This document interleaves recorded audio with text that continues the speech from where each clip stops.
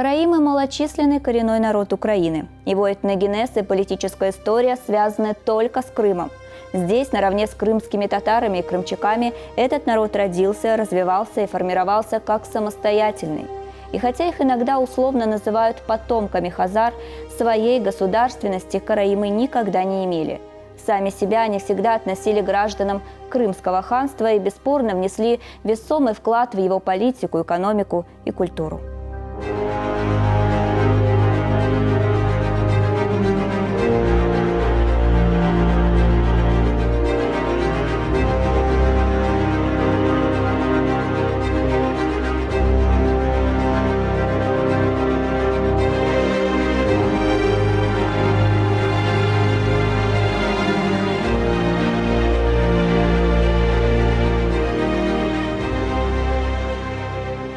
Этнографы и историки не могут дать ответ, кто же такие караимы.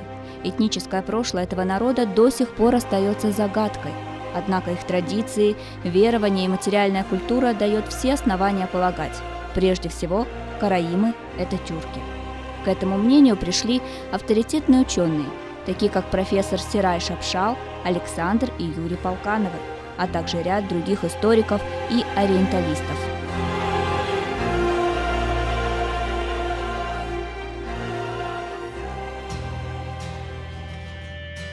Что же касается происхождения народа, то здесь бытует множество версий. Все они противоречивы и вызывают споры. Наиболее распространенной является предположение Льва Гумилева. Историк уверен, что предками караимов были дети, рожденные от смешанного брака еврея и хазарки.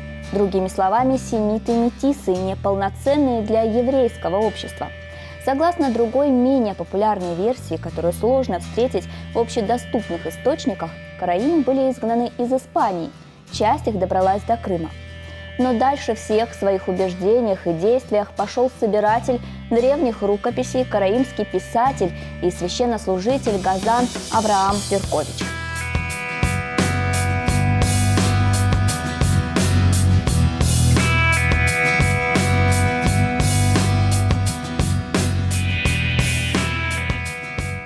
Версия Ферковича считается самой ранней, и сформирована она была по заказу российского правительства в 30-х годах XIX века.